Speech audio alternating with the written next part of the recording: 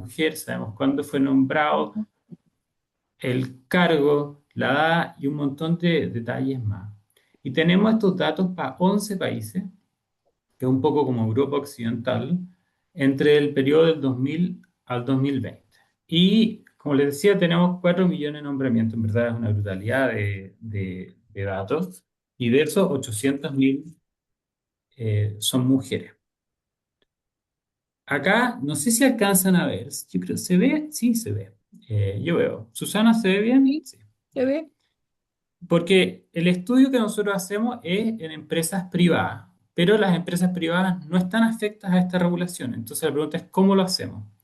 Nosotros lo que hacemos es que separamos las empresas que están en industrias donde hay empresas listadas con las industrias donde no hay empresas listadas. Por ejemplo, les doy un ejemplo. En España se hacen autos. Cerca de Barcelona hay un par de plantas de autos.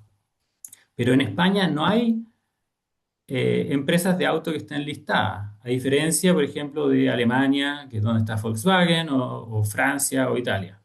Entonces, ese es el tipo de diferencia que nosotros explotamos. Si hay una empresa listada en tu industria, bueno, nosotros vemos, le decimos que esta industria está listada, por así decirlo. Y lo que hacemos aquí en esta figura que les estoy mostrando es comparar la evolución de nombramientos de mujeres, estos son los datos sin procesar, los raw data, la evolución de los nombramientos de mujeres en los dos tipos de industria. En la de la izquierda ustedes pueden ver que Italia, que es la línea amarilla, y la roja, Alemania, hay un crecimiento súper importante en el nombramiento de mujeres. Y eso no lo vemos en las empresas que no tienen, perdón, en las industrias que no tienen empresas listadas en los mismos países. Y no lo vemos en los otros países de la misma manera. Entonces eso, lo que nosotros nos preguntamos, bueno, pueden haber estado pasando un montón de cosas en esos países en el periodo que estudiamos. ¿Cómo circunscribimos este cambio a la reforma? Y lo que hacemos entonces en esta slide que les estoy mostrando es que hacemos un zoom en los años alrededor de la implementación de la reforma. 3 años antes y miramos a 3 años después. Como ustedes pueden ver, esto de nuevo son los nombramientos de mujeres generales que están en el eje vertical, en el eje de la Y. Como ustedes pueden ver, antes de la implementación de la reforma, no hay muchas diferencias en los nombramientos entre los dos tipos de industria, ¿verdad? Pero a partir de la implementación de la reforma en el año cero, vemos un crecimiento sostenido y bien importante en las industrias donde sí hay empresas listadas, ¿ya? Ahora, obviamente en el paper nosotros hacemos un ejercicio mucho más robusto y usamos econometría y estadística y controlamos por un montón de cosas. Y lo que les quiero decir con esto es que este resultado en verdad es súper robusto. Usamos métodos econométricos que han salido publicados hace poquitos años, hace 2, 3 años, y el resultado da. Miramos las cosas de manera distinta y los resultados dan. Esto pasa, por lo menos, en nuestro sample. Gracias a la reforma, hay un aumento de mujeres en gerentes generales en empresas privadas que efectivamente no fueron afectadas a la regulación. Entonces, un poco la pregunta es, bueno, ¿qué está pasando? ¿Cómo puede ser que estos nombramientos en empresas listadas terminan afectando a las empresas privadas? Y aquí nos colgamos de un paper de la Esther Duflo. La Esther Duflo ganó el Premio Nobel de Economía hace un par de años. Y ella estudió en este paper en particular, les voy a explicar un poco lo que hace para que quede claro el mecanismo. Ella estudia pueblos en la India donde los concejales y los alcaldes eh, hay algunos pueblos en la India que tienen cuotas de mujeres para concejales y algunos pueblos incluso el alcalde tiene que ser mujer. Y entonces ella ve los efectos de la implementación de esta reforma. Y lo que encuentran es que en esos pueblos donde están estas cuotas, las mujeres que compiten a otros cargos políticos les va mejor. Y no solo eso, ellas hacen una encuesta de qué piensas tú de las mujeres como líderes. ¿Qué crees tú de que las mujeres son líderes? Si son efectivas o no, si son buenos líderes o no, y qué sé yo, todas estas, en el fondo, atributos de las mujeres como líderes. Y en los pueblos donde ha habido mayor exposición a estas reformas, donde se han implementado estas cuotas para mujeres, no hay sesgo. La gente dice que los hombres y las mujeres son igual de buenos líderes y son igual de efectivos como líderes. También acá el uso de estereotipos. La gente dice, bueno, todo esto de cuento que las mujeres tienen que estar en la casa, eso también disminuye en los pueblos donde donde se han implementado estas cuotas. Y lo que pasa es que, en el fondo, en la medida que hay mayor exposición a mujeres en cargos, a mujeres políticas, mejora la evaluación y mejora los atributos de las mujeres en esos pueblos. Y nosotros, ¿por qué creemos por qué nosotros creemos que eso es lo que está pasando en nuestros datos? Porque lo que hace la reforma es que obliga a las empresas listadas a tener mujeres en los directorios. Y eso hace que haya mujeres listadas y de alguna manera va normalizando el hecho de que hay mujeres en cargos directivos. En la medida que se normalice que las mujeres y están capacitadas y pueden ejercer cargos directivos, se va rompiendo el sesgo a tener gerentas generales mujeres. Y así va avanzando de poco el nombramiento de mujeres en gerentes generales en empresas que de hecho no están directamente afectadas por la reforma. Y el segundo mecanismo que nosotros creemos que pasa, y este también es súper importante, es esta cosa de que viene de la psicología y de Behavioral Economics, que se llama salience. Salience son los estímulos que captan nuestra atención aunque nosotros no lo queramos. Y es una variable continua, o sea, hay estímulos que son más salient que otros. Y les voy a explicar un poco cómo funciona esto, ¿ya? Salience en particular tiene tres dimensiones y es los estímulos captan más nuestra atención mientras sean más contrastantes, mientras sean más sorpresivos y mientras sean más importantes. Y les voy a dar un ejemplo. Imagínense que yo me subo al metro y está la Beatriz también en el metro, ¿ya? Hay 100 gallos como yo en el metro, yo no llamo la atención, la Beatriz no me mira, no pasa nada. Yo soy un estímulo y no genero ninguna reacción, ¿ya? Porque no tengo ningún contraste, no es una sorpresa que yo me suba al metro y no soy importante. Ahora imagínense que yo me subo al metro con un terno rojo. La Beatriz me va a mirar y va a decir, oye, se subió un payaso al metro. Obviamente puede ser sorpresivo, ¿no? Pero 15 minutos después, o a los 30 segundos, ya va a estar preocupada de otra cosa. Ahora pónganse en este ejemplo. ¿Qué pasa? ¿Cómo reaccionaría la Beatriz si se sube Brad Pitt al metro con un terno rojo? Lo más probable es que va a pedir, no sé si no sé, la Beatriz, probablemente la Beatriz tiene cuatro hijas, así que lo más probable es va a querer sacarle una foto a Brad Pitt para contarle a las hijas. Quizá quiere hacer un video. Le va a contar a todo el mundo después de que efectivamente se subió Brad Pitt al metro. Y lo que nosotros hacemos es un, con el ejemplo de Brad Pitt queda clarísimo, ¿verdad? Porque el contraste es gigante, obviamente una sorpresa gigante, y Brad Pitt es súper importante. Entonces lo que nosotros hacemos es pescar estas tres dimensiones y las llevamos a los datos.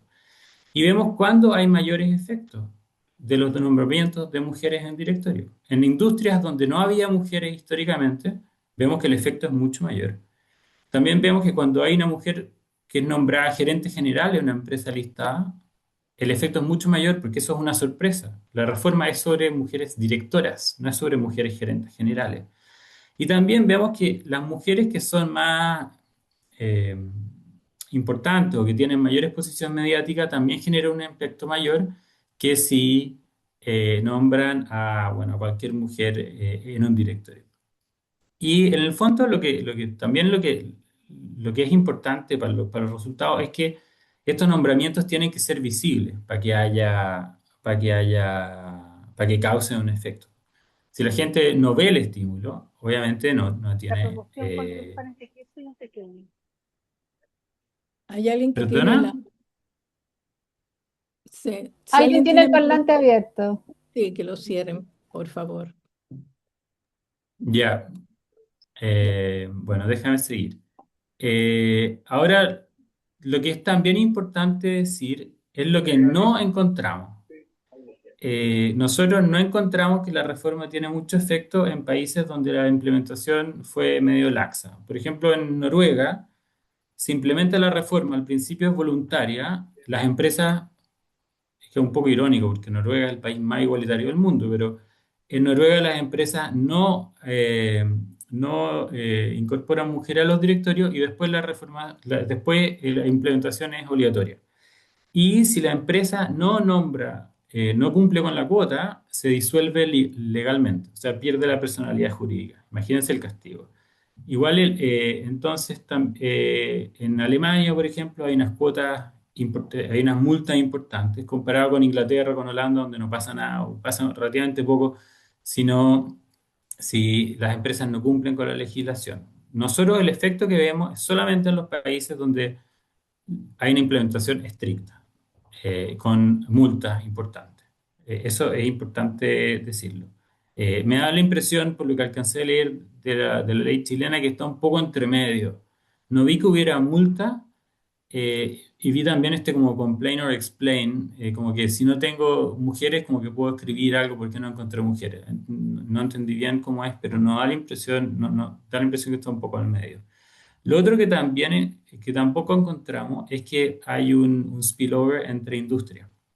O sea, en Alemania, como les decía, hay un montón de empresas de autos que están listadas. Entonces, uno esperaría que las empresas privadas en esa industria efectivamente van a empezar a nombrar más mujeres gerentes.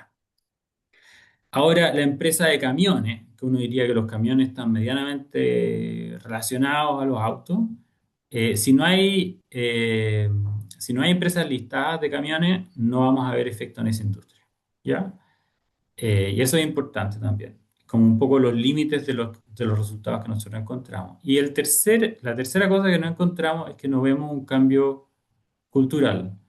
El propósito de estas legislaciones, el leitmotiv de todas estas legislaciones, era que hubiera un cambio cultural, era romper el glass ceiling y que las mujeres, que se normalizara que las mujeres pueden ejercer cargos directivos y que no fuera que no fuera un tema a nivel de país. Y en verdad eso no lo encontramos.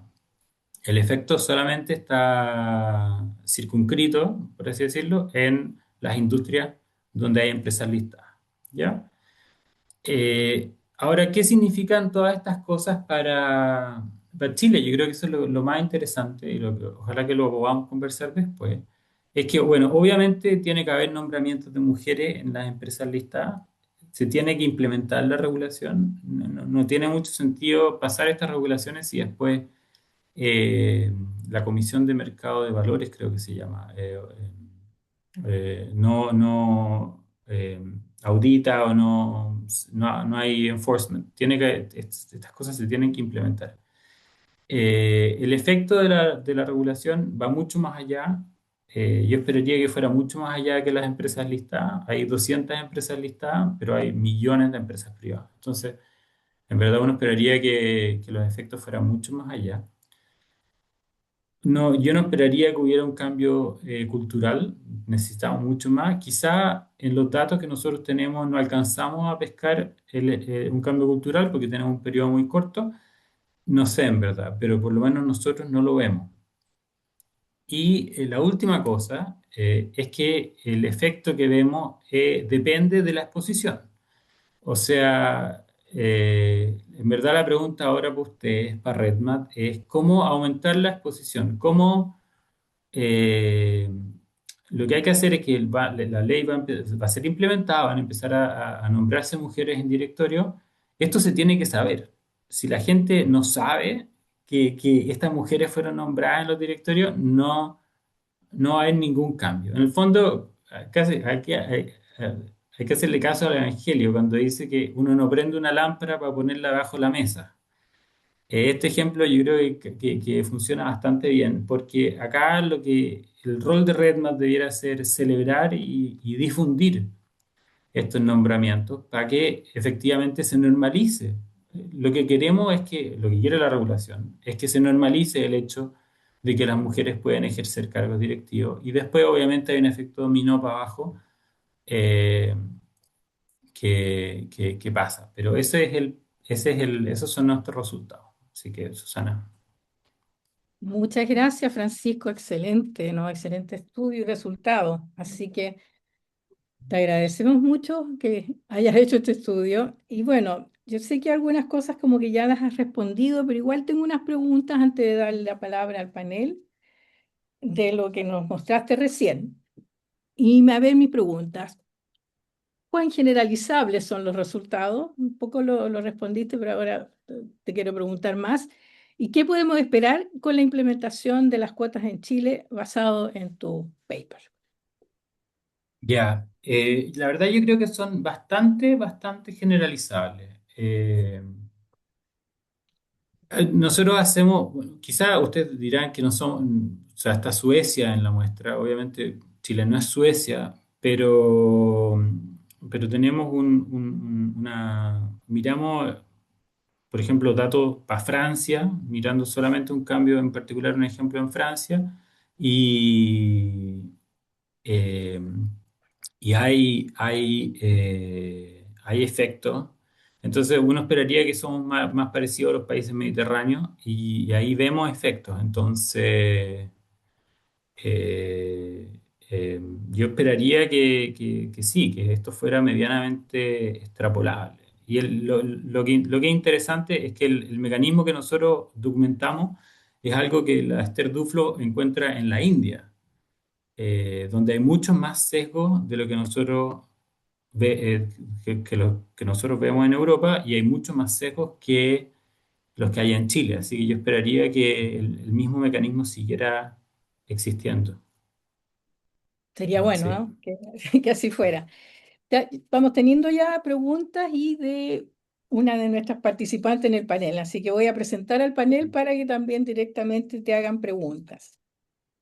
Entonces, el panel va a estar formado por Ornella Bono, cofundadora y partner de Humanitas Cornerstone en Chile, Cristina Manterola, Managing Partner Latam South en Egon Sender, y Anabela Olavarrieta, Country Manager de Robert Walters en Chile. Y justamente tenemos una pregunta de Cristina. Así que Cristina Manterola, si le puedes hacer la pregunta Sí. directamente a Francisco, sería Que ideal. mostraste en tu primer gráfico como los distintos países, al final el resultado es como un overall de todos los países. Y hay mucha diferencia, por ejemplo, en Italia y en Francia, y Francia implementó cuotas súper altas, de 40% similares a las de Chile en comparación con otros países. ¿Por qué en Francia no se ven efectos y en Italia sí? Y quizás está vinculado con esto de las multas que decías tú, o del enforcement, pero entender el caso particular de por qué en Francia como que no funcionó. Eh, Sí, sí, lo que pasa es que cuando uno mira los datos así raw, obviamente depende de cuántos datos haya. Y para la cobertura que tenemos de datos italianos y alemanes en particular es súper buena. Pero cuando lo que le contaba a la Susana antes es que cuando nos hacemos un zoom en Francia, porque la reforma fue implementada en Francia de una manera un poco distinta, en verdad encontramos que en Francia hubo un efecto. La reforma sí tiene efecto. ¿Te fijas? Lo que pasa es, claro, cuando uno ve los datos así, eh, engaña un poco, ¿te fijas? Al final nosotros, además, las cosas, la econometría que usamos, controlamos por un montón de factores y un análisis bien robusto. Entonces, claro, puede ser que en la figura uno dice, bueno, Francia en verdad no ve que sube tanto, pero cuando uno hace el análisis, sí da, sí vemos cambios. Lo que no da es en España y en Holanda y en Inglaterra, que la reforma fue implementada como que te dan ¿cómo se dice? Que te dan un slap in the hand, te fijas que te ajá, hacen ahí no vemos muchos cambios, pero en los otros países sí, efectivamente sí. súper, gracias. Qué bueno. Francisco, hola, soy Ornella Bono. Muchas gracias por la invitación a RedMat. No sé si dentro de las empresas, de estas empresas que miraron, hiciste algún corte de las que tenían controlador a las que no tenían controlador, desde el ámbito que finalmente en Chile la mayoría de las empresas tienen controlador y muchas empresas europeas, pero más en Estados Unidos, tienen multidueños. Entonces, el directorio tiene un cierto grado de menor sesgo porque se enfoca a otra cosa. Entonces, no sé si existe algún cruce con respecto a eso. Gracias. Sí, Ornella, esa es una súper buena pregunta y de hecho eso de propiedad de controladores es lo que me he dedicado toda la vida como académico. Así que lo bueno caso europeo, cuando uno mira Europa continental, es que es bien parecido a Chile. Hay familias, eh, de hecho, Louis Vuitton, por ejemplo, está controlado por una familia, Gucci es una familia, en Europa las familias son comunes. Entonces, nosotros, en ese sentido, si tú miras ahí a la experiencia francesa o italiana o española, es muy parecida a la chilena. Las familias están metidas ahí, y los controladores tienen porcentajes importantes, unos 40-50%, eso es súper común. En las empresas privadas obviamente es mucho más. Entonces eso, en ese sentido yo no veo diferencias importantes con respecto de la realidad chilena. Y por eso creo que los resultados van a ser medianamente más, van a ser extrapolables en ese sentido, sí. Pero sí, súper buen punto. Muchas gracias. Perfecto. Anabela, otra de nuestras invitadas, también tiene una pregunta. Hola, Adelante, Anabela. muchas gracias por el estudio y la presentación, está muy bueno. Algo que me llama la atención, porque en alguna instancia mencionas que en estas empresas no hay un impacto en la cultura cuando son nombradas mujeres en directorio. Me gustaría entender quizás en profundidad cómo se hace esa medición de cara al estudio. Ya, súper buen punto. Cuando hablamos de cultura, nosotros hablamos de cultura a nivel de país. No hablamos de cultura a nivel de empresa, porque es Ah, ok, ok. súper difícil medir Claro, por la eso me cultura llamó de la las atención. empresas. Pero cuando pensamos en cambio cultural, la pregunta de fondo es, ¿qué pasa si hubiera un cambio cultural, tú esperáis que el efecto pase en todas las industrias, independiente de si están afectas o no a la regulación, ¿te fijáis? Y en verdad nosotros eso no lo encontramos. O sea, en las industrias que no tienen empresas listadas, no hay cambio. Y entonces por eso nosotros decimos, en verdad no es que la gente en España, perdón, en Francia ahora tiene menos sesgo contra las mujeres. No, la gente en ciertas industrias tiene menos sesgo contra las mujeres, pero el resto de la gente sigue teniendo los mismos sesgos contra las mujeres. Ahora, obviamente ha mejorado la situación para mujeres y vemos más mujeres gerentes generales, durante el periodo, pero cuando uno aísla los efectos de la reforma, solamente los vemos en esta parte de la muestra y no en todo. Así que sí, va por ahí la cosa. Perfecto, muchas gracias. Gracias, Francisco. A ver, antes de pasar de frente a una preguntas al panel, hay una pregunta del público que dice, cuando se habla de cambios culturales, ¿qué es lo que se incluye en este aspecto? ¿Cuántos años deberían pasar para ver estos cambios? Francisco. Sí, buenísima pregunta, pero no tengo la respuesta, Venga, fíjate. bueno. Me encantaría, me encantaría saber, pero no, o sea, obviamente hay un cambio cultural en el periodo, ¿te fijáis? O sea, eso está pasando. Eh, ¿Cómo les doy un ejemplo? Ustedes van ahora a ver un partido de Arsenal mujeres y hay 50.000 personas en el estadio, 50-60.000. De hecho, les va a costar poder comprar entradas para ver un partido de mujeres aquí en la Premier League de mujeres. Obviamente, eso es una cosa. La situación para las mujeres está ahora mucho mejor que hace 20 años. Ahora, ¿qué tanto influyen este tipo de reformas a mejorar, por lo menos en el periodo que nosotros estudiamos? No mucho. No sé cuánto tiempo más necesitamos para ver. En verdad como que no sabría decirte, pero de que obviamente durante el periodo ha habido un cambio cultural y mejoran las cosas, sí, eso de todas maneras. Yo Gracias. quiero hacer un Nela. comentario, ¿ah? Sí, Nela tiene la Sí, mano. yo creo que el tiempo máximo del cambio cultural máximo tiene que igual que ver con nosotras, porque nosotras somos madres de hijos hombres también y de hijas mujeres. Entonces, en la medida que sean criados pensando que valoren de igual manera ser hombre que ser mujer y sea por el talento, ese es el tiempo máximo. O sea, cuando nuestros hijos ya sean ejecutivos, deberían haber sido criados por eso, ¿ya? Ojalá sea adelante, porque puede que nos falte mucho, digamos, pero igual tenemos una responsabilidad cada una de nosotras en crear en esos hijos hombres el sentido de respeto al talento, de respeto al conocimiento. Y eso también es un cambio cultural. No sé qué opina Francisco, pero en el fondo ese es como el tiempo máximo, finalmente depende de nosotras. Sí, estoy de acuerdo. Qué De bueno. hecho, yo lo veo con mis niños, yo tengo dos niños, y de hecho el mayor mío tiene amigas mujeres, pero son solamente las niñitas con las que juega fútbol. Y para él es normal que las niñitas jueguen fútbol, no tiene nada de raro. El club de los domingos hay un grupo de niñitas que juega fútbol de igual a igual. Entonces, obviamente, para él eso ya está completamente internalizado. De hecho, estaba viendo ayer un paper de Science, ustedes saben, el Journal de Ciencia, que le pedían a niñitas en Estados Unidos dibujar a científicos. Así, en inglés no tiene género, ¿verdad? Y dibujaban ahora más mujeres. De hecho, efectivamente. Hace 15 años hubieran dibujado solamente hombres, pero ahora ya es normal que las mujeres sean científicas. Entonces, efectivamente, el cambio cultural tiene que ser en una generación, tiene que ser con los niños. Cuando los niños ya internalizan que estas cosas son normales. Es muy normal que que la mamá esté en un directorio y el papá esté cuidando a los niños. Sí. Qué bien. Depende mucho de nosotras y de nosotros, lo que vean nuestros niños. Ya, vamos a pasar las preguntas al panel. Entonces tenemos una pregunta para Cristina. ¿Crees que podría ocurrir el mismo efecto en Chile de aumento de CEO mujeres luego de la promulgación de la ley Más Mujeres en Directorios? ¿Tendríamos suficientes candidatas disponibles?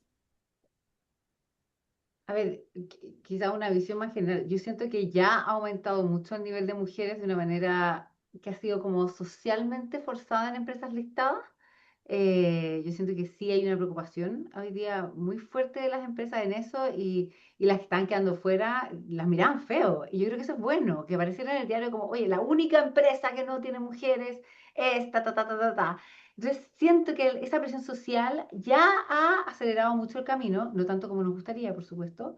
Siento que efectivamente esta ley va a acelerarlo y nosotros lo estamos viendo ahora en todos los procesos de directorio. Hay muchos que son forzado mujer o de verdad necesitamos mujeres, como que ellos saben que esto se viene y eso genera una mayor apertura a todo esto.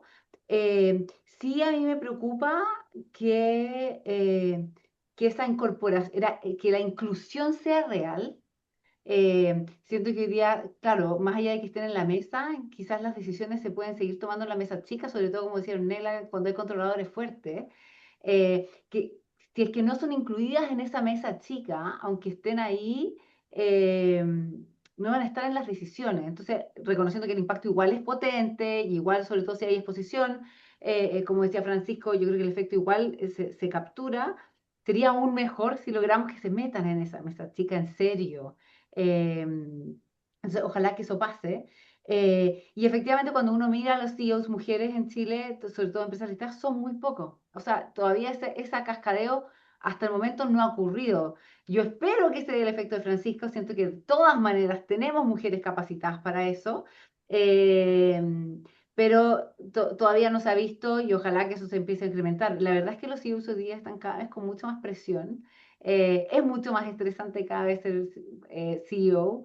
Y las mujeres tendemos a tener tantas otras responsabilidades en nuestra vida que muchas veces no optamos por ese tipo de caminos de PNL, de roles más operacionales o comerciales fuertes. Entonces necesitamos también que las empresas den opciones de flexibilidad para hombres y mujeres, para que todos tengan la posibilidad también de llegar a ese tipo de roles. Gracias, Cristina. Una pregunta relacionada para Anabela. Muchas veces se dice que no hay suficientes mujeres con experiencia para roles de CEO o directoras. ¿Es realmente un problema de oferta de talento o de cómo las empresas definen los perfiles y buscan candidatas? Bien, muchas gracias, Susana. A ver, yo diría que son ambas cosas, pero no necesariamente en la misma proporción.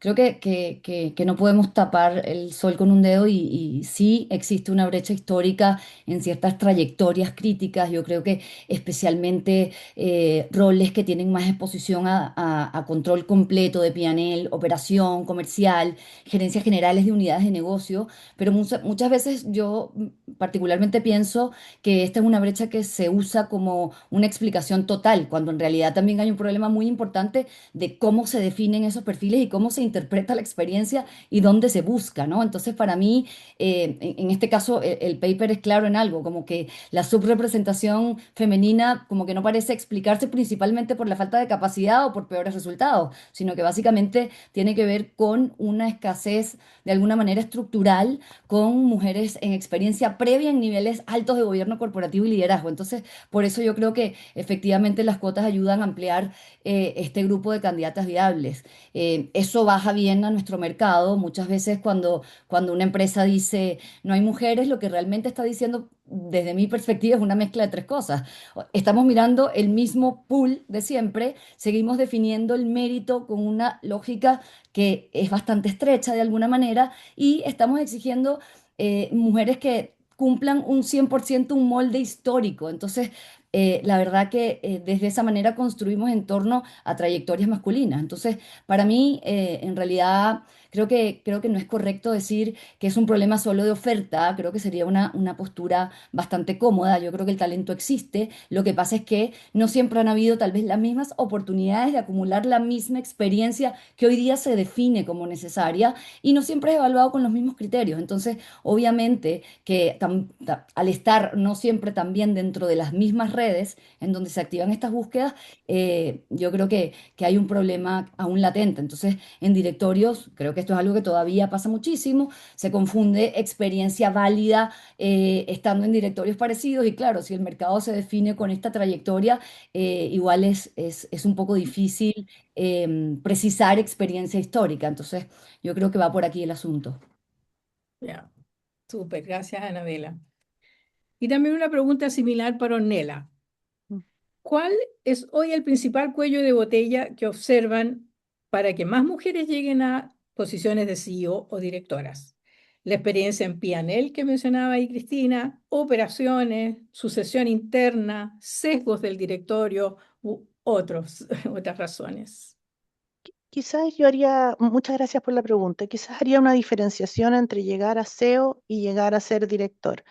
En general, estamos haciendo un supuesto fuerte que si llegaste a SEO tienes más probabilidades de ser director. Pero es una transición que es súper compleja para hombres y para mujeres, porque en el fondo el SEO opera y el director está con la nariz encima, pero con los brazos atrás, digamos. O sea, en el fondo tiene que opinar o tiene que trabajar en un tema colegiado, ¿ya?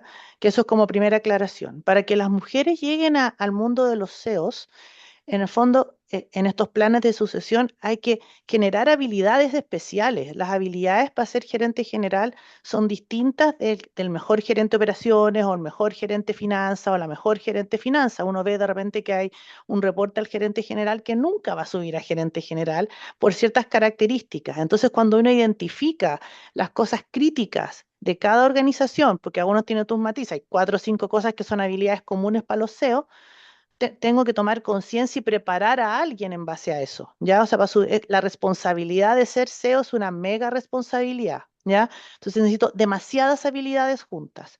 Cuando nos vamos al mundo de las directoras, este es un organismo colegiado, es un gobierno colegiado, entonces tienen que haber distintos matices que se complementen entre ellos. Entonces, también ese directorio y ese presidente del directorio, ese controlador, tiene que tener la claridad de la composición y ahí está el espacio donde tú de repente ves abogados súper destacados como directores, que también son abogadas, donde llenan un espacio especial.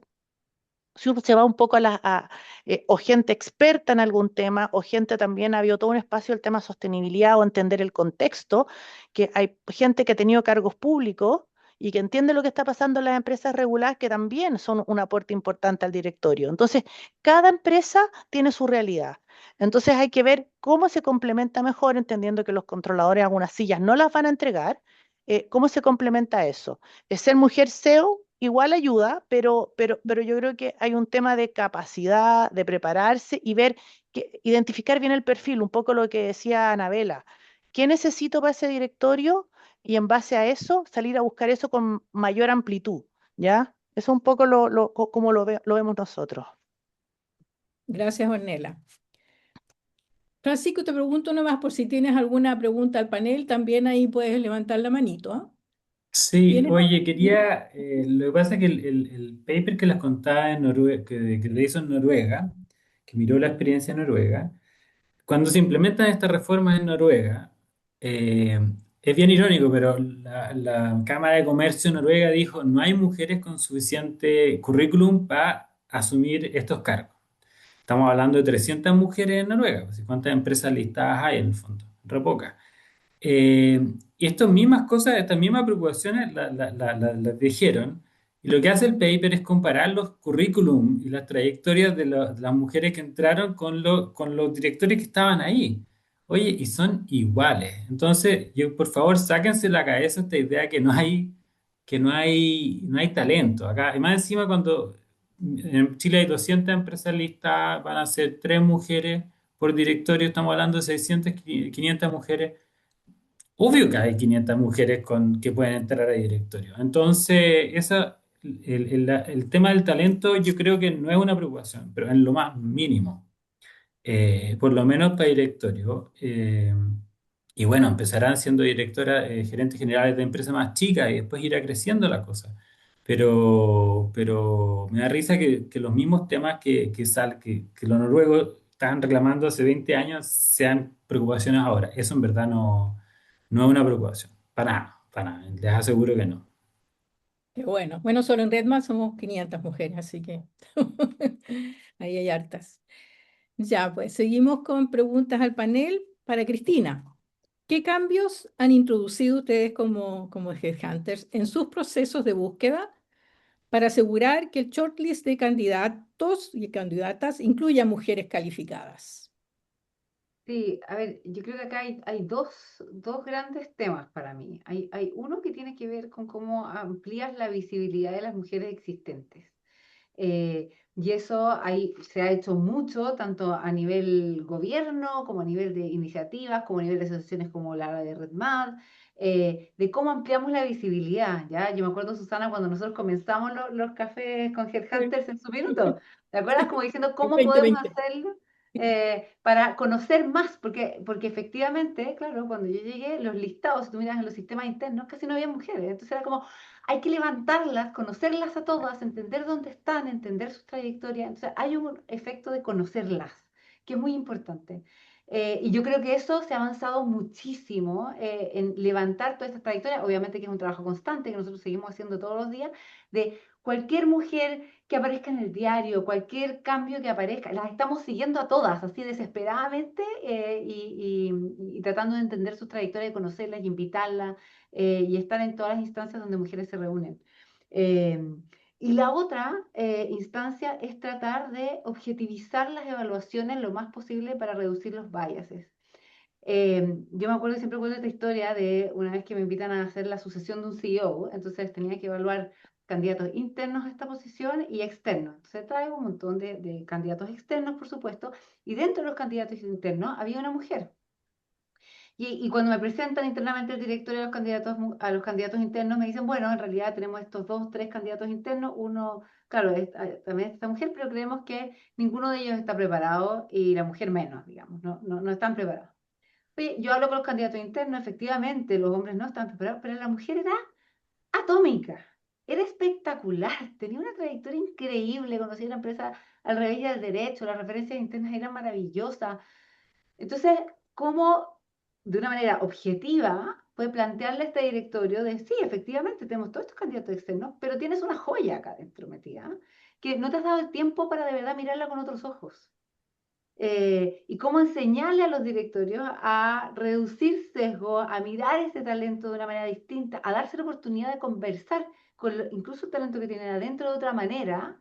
Creo que es un trabajo y una educación que tenemos que ir haciendo constantemente nosotros en nuestro rol para tratar de eh, nada, objetivizar estas evaluaciones y subir a estas mujeres y tratar de levantarlas. Y hoy día sigue siendo gerente general de esta empresa, así que estoy súper orgullosa todavía de ella. Bien. Gracias, Cristina. A ver, tengo una pregunta, puede que se repita un poco, pero tal vez es bueno insistir en estos temas. Para Anabela, cuando un directorio dice, no encontramos mujeres con experiencia suficiente, ¿qué suele estar pasando realmente? ¿Una definición incorrecta del perfil, una red de contactos limitada o sesgos implícitos u otro? Gracias, gracias Susana. Bueno, creo que lo mencioné un poco en mi Sí, respuesta total. anterior y yo creo que no necesariamente no existen, sino que más bien no están apareciendo dentro de una búsqueda que está diseñada con parámetros de alguna manera suficientemente amplios o redes suficientemente abiertas o criterios suficientemente actualizados. Entonces, yo creo que en general están pasando las tres cosas al mismo tiempo. El perfil está sobreespecificado de alguna manera, no solo pide alguna experiencia relevante, sino pienso que también alguna trayectoria que está calzada al ocupante anterior o al modelo histórico del rol. Y mientras más estrecha obviamente es esa definición, más probable es que el resultado sea, digamos, del mismo tipo de candidato de siempre. En cuanto a la red, yo creo que esto pesa muchísimo porque sobre todo en directorios todavía hay muchas búsquedas o pre-búsquedas de alguna manera que ya nacen de conversaciones, digamos, en redes de contacto preestablecidas, concentradas, digamos, en círculos que se van moviendo de alguna manera siempre entre los mismos. Entonces, el universo de nombres ya parte estrecho. Entonces, no es porque no existan más candidatas, sino porque estás yendo a buscar en el perímetro habitual de quienes hoy recomiendan, de quienes hoy validan, de quienes hoy nominan de alguna manera. Y después está el plano más sutil, ¿no? Que es la forma en la que se interpreta la experiencia, y aquí entran los sesgos, que a un hombre muchas veces se le concede potencial, a una mujer se le exige prueba, por otro lado, a un hombre se le capacidad de crecer al rol, a una mujer se le pide de alguna manera haberlo hecho antes. Entonces, hay un sesgo real, aunque no siempre sea consciente. Entonces, yo creo que pasan las tres cosas. No, gracias, gracias, Anabela. Una pregunta para Ornella. ¿Qué prácticas del directorio aumentan la probabilidad de que una mujer llegue a CEO? Pueden ser planes de sucesión, mentoría, evaluación del talento interno u otras. En general, gracias por la pregunta. En general, en el funcionamiento de los directorios, y lo digo desde adentro porque soy directora de una empresa CMF, los directores no tienen mucho tiempo, ¿ya? Entonces, en el fondo van a la sesión, estudian algo antes y si participan en un comité, súper bien. Entonces, aquí es súper importante, si hay una familia controladora o no, que el presidente del directorio tenga esa claridad y tenga esa apertura. Si el presidente del directorio no lo tiene en su cabeza, va a ser súper difícil, ¿ya? Entonces, el presidente dice, pero ¿por qué no? ¿Ya? Esa es la primera apertura, o sea, es como la primera puerta que hay que abrir, ¿ya? Entonces, hay que ir instalando, digamos, y ojalá haya un buen comité de personas o de capital humano, como se llame, donde también el gerente general auspicie y sea neutro con respecto a los temas de sucesión.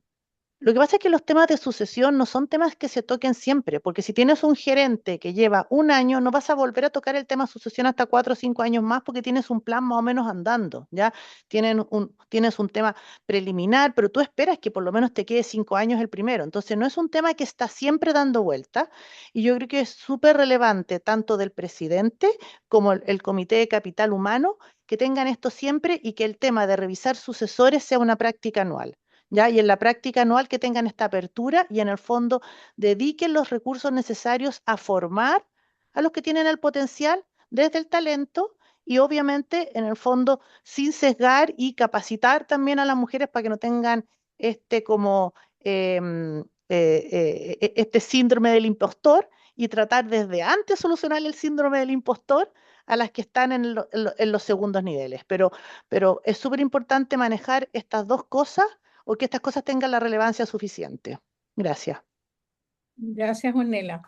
Tenemos un par de preguntas del público. Tenemos una pregunta de Tamara a Francisco. Dice, Francisco, hablaste de la exposición de las mujeres como un role model e inspiración de otras. ¿Ha evaluado qué significa para la mujer expuesta? ¿Por qué algunas se van de esas posiciones? Me interesa saber el grado de violencia de género en estas mujeres, ya que, por ejemplo, las mujeres candidatas a cargos políticos son agredidas como forma de control hacia ellas. Lo mismo he visto en campo, en industrias como la minería en Chile, claro, en cargos más bajos. Francisco, ¿tienes ahí Sí, alguna? gracias Susana y gracias Tamara por la pregunta. De hecho, estaba viendo hace poco una entrevista a la Camila Vallejos que hablaba de esto mismo, que la cantidad de violencia que le tocó era indescriptible, en verdad. Así que triste, pero pasa. La verdad, nosotros no lo hemos mirado. Lo que debiéramos hacer, y yo creo que lo vamos a hacer, es que en los países donde se va normalizando, gracias a la reforma, que haya mujeres gerentes generales, los, ¿cómo se dice? El tenure, el periodo de los gerentes generales debiera ser el mismo para hombres y para mujeres. No debiéramos esperar que los periodos, los tenures de las mujeres fueran más cortos. Eso es algo que podemos mirar y de hecho que yo creo que lo vamos a incorporar. Es relativamente fácil. Entonces, yo creo que en la medida que se normalizan las cosas, dejan de haber violencia. Yo esperaría que cada vez hay menos violencia contra mujeres si está lleno de mujeres. Eh, Ahora, siempre va a haber violencia. Hay violencia, estoy pensando ahora en la Premier League de fútbol, hay violencia contra jugadores hombres también. O sea, estas cosas siempre van a pasar. Pero uno esperaría que por lo menos en promedio hubiera el mismo nivel de violencia hacia gerentes hombres que hacia gerentes mujeres. Y yo creo que la pregunta es, ¿qué tanto pasa eso? Y eso no te lo puedo explicar, pero yo creo que lo vamos a testear. Así que sí, es algo que podemos hacer, que podemos mirar. Gracias. Gracias, Francisco. Tamara. Otra pregunta del público que después puede ser respondida por el panel o por ti, Francisco. ¿Cuál sería la recomendación de formación especial que deberían tener las mujeres que quisieran optar por directorios? No sé ahí quién quiere responder a la pregunta. Cristina, El Ornella, panel, Yo obviamente, yo puedo, no sé panel. nada de Ya, estas ahí cosas. está, puedo ahí están, ahí explicar. están, ahí está. A mí siempre me preguntan esto, ¿cuál es el mejor curso para ser directora? ¿Dónde debería ir a estudiar para ser directora? ¿Cuál es el que más me van a mirar? Eh, y la verdad es que yo siempre doy la misma respuesta. Un curso no te va a hacer más elegible para ser directora. Lo que sí va a hacer es que cuando seas directora vas a poder hacer un mucho mejor trabajo. Entonces siempre es bueno estudiar, siempre es bueno desarrollarte, pero nadie mira los cursos que tomaste sobre directorio para seleccionarte como directora. Lo que importa para ser seleccionada como directora es realmente entender desde dónde tú aportas valor a un potencial directorio. Entonces, cómo tú desarrollas una voz vinculada a cierta temática, que puede ser sustentabilidad, que puede ser como una muy buena abogada de gobierno corporativo, que puede ser no sé, en transformación digital, que puede ser en tantas cosas. Cómo tú desarrollas y te capacitas y aprendes al máximo de eso y desde ahí puedes aportar de verdad una voz distinta a un directorio. Creo que eso es mucho más lo que te hace ser seleccionada y no un curso sobre cómo ser una buena directora, aunque sí soy full fan de todos los cursos que uno pueda tomar porque te permiten de verdad hacer un mejor trabajo. Yo opino lo mismo que la Cristina, que la trayectoria es súper relevante, ¿ya? O sea, entender lo que te ha tocado hacer y de ahí identificar los superpoderes que uno puede tener. En general, yo creo que para las empresas que están reguladas por la CMF, si tú no has trabajado en ninguna empresa CMF, tu sensibilidad hacia los temas de compliance es menor, ¿ya? Entonces, igual, si uno quiere postular a un directorio de una CMF, ojalá haya tenido alguna relación con alguna de las CMF por todos los temas regulatorios, de compliance, o sea, la cantidad de tiempo que se gasta en los directorios revisando las políticas, el manual de prevención del delito, o sea, cada vez está más normado y regularizado y un porcentaje importante del tiempo que los dedican los directores a, a cumplir todas estas normas es más de lo que ustedes se imaginan, digamos. Entonces, y te queda menos espacio para efectivamente lo estratégico. Entonces, es importante que si no has tenido una CMF en el cuerpo, tienes que ver cómo compensas eso. Gracias. Gracias. Anabela, ¿hay algo que agregar? No, completamente de acuerdo con ambas. Yo creo que esto tiene que ver con trayectoria y de alguna manera cómo te vas exponiendo a lo que hoy día para los directorios es importante, ¿no? Este tipo de desafíos en general buscan de alguna manera esta exposición comercial, como decíamos, completo a los P&L, estas experiencias a la operación, este de repente turnaround que existe o unidades complejas. Entonces yo creo que tiene que ver con tratar de buscar exponernos de alguna manera a esas trayectorias que son hoy día las que son requeridas para las distintas posiciones de directorio. Gracias, Anabela. A ver, tengo dos opciones. Maribel tiene la manito levantada y después tenemos otra pregunta del público. Adelante, Maribel. Gracias Susana. Y buenos días, aprovecho. Y gracias a nuestro expositor, muy, muy interesante Francisco, tus datos, ¿no? Abren nuevas conversaciones, así que muchas gracias. Eh, Tal vez esta es una pregunta más para Ornella, porque se ha mencionado varias veces acá que en realidad, y me parece muy interesante que tú señalabas de las habilidades para ser gerente general que no son necesariamente las mismas para en un directorio por las razones que tú muy bien explicaste. Pero yo tengo una curiosidad personal. En tu experiencia, eso de diseñar quiénes tienen que estar en el directorio, dependiendo de la naturaleza de la empresa, etcétera, ¿se da efectivamente? O sea, por lo menos en la experiencia que yo tengo, las veces que me han invitado a participar en gobiernos corporativos, no me quedó la sensación de que había ese diseño, que me parece, y estoy súper, súper de acuerdo contigo, que es necesario, ¿no? O sea, obviamente sabemos lo que pasó recientemente con el teniente y todos los comentarios que han salido al respecto, decir, oye, claro, una industria de esa naturaleza a lo mejor requiere una composición de directorio muy distinta a lo que puede ser una empresa retail, por ejemplo, pero ¿se hace eso? ¿Es parte de lo que a ti te piden? Es una pregunta absolutamente de Sí. curiosidad para saber hasta qué punto realmente la madurez de la manera de diseñar los gobiernos corporativos, independientes si son con mujeres, con hombres o qué sé yo. Y gracias. Gracias por la pregunta. Yo creo que ahí hay una dicotomía. El otro día estaba hablando con un presidente de un directorio y me decía, yo no sé si me gusta tener un abogado tan generalista en el directorio, porque hace que mi fiscal se apoye mucho en ese abogado y finalmente no tome el rol con todo el poder. Entonces me dijo, yo prefiero tener directores integrales que en el fondo que sea el abogado empresario o que sea el abogado que se ha estado preocupado de un P&L. O sea, ojalá todos tengan un feeling con el P&L y que a lo mejor justo le hayan tocado proyectos de un ámbito para ir en el fondo como comparando. O sea, alguien de una empresa regulada trae algunos skills, alguien de una empresa de retail trae otros skills. Entonces, finalmente, más que súper especialistas, lo que necesitas es personas integrales que sepan de algún tema en especial, ¿ya? Cuando te piden, pero por ejemplo hay casos especiales, digamos, cuando, no sé, pues hay economistas, mujeres súper reconocidas que están en directorio y que tienen que ver por el entendimiento de la sociedad y eso le agrega un valor, siendo que igual son personas súper preparadas. Entonces es un integral con alguna especialidad y eso es súper relevante, pero de verdad yo creo que sí lo piensan, ¿ah? Si tú te fijas en las empresas reguladas y un screening y todos tienen a alguien del entendimiento del público-privado y el regulatorio.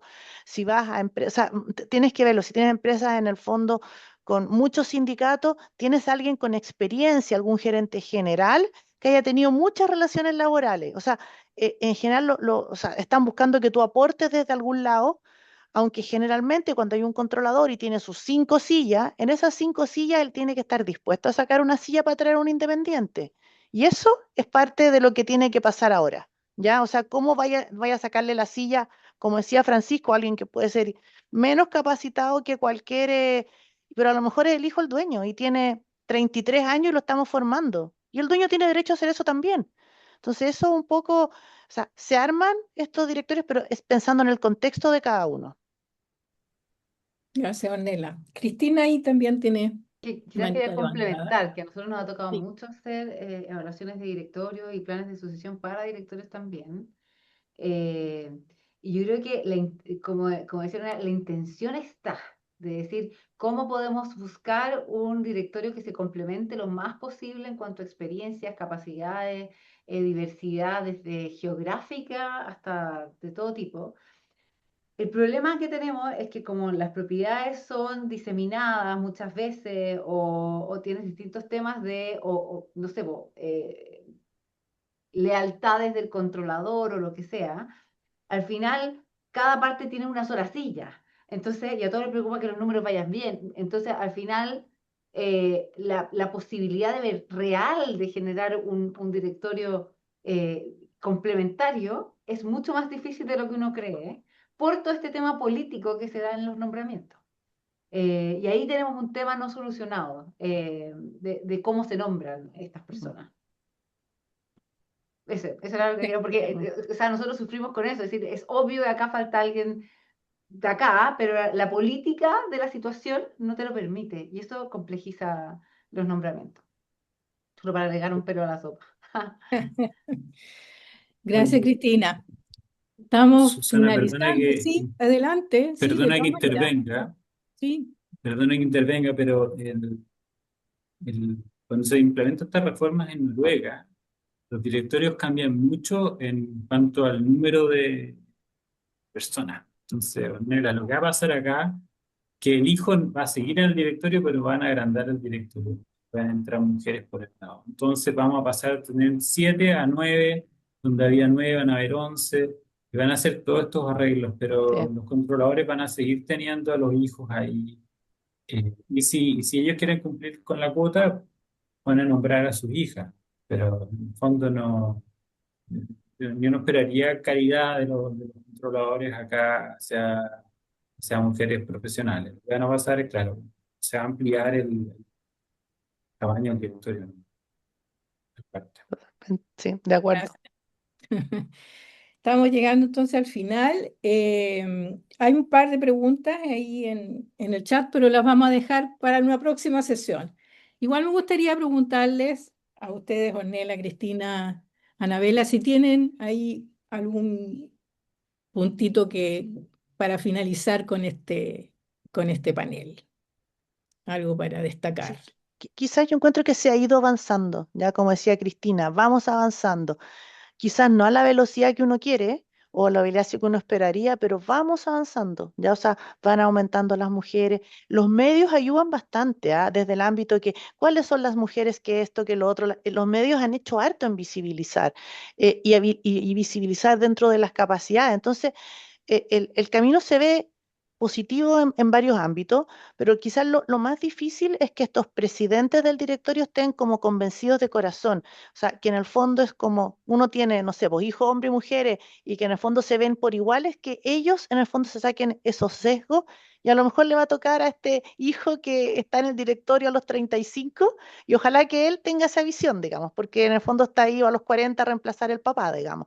Pero vamos avanzando, yo encuentro que vamos avanzando paso a paso y nuestra responsabilidad como mujeres es, vamos que se puede seguir capacitándonos, en el fondo tener desafíos grandes, tomar las responsabilidades y también ayudarnos entre nosotras, entonces pasar a ser como espejos de las otras, si se puede, si te organizáis bien.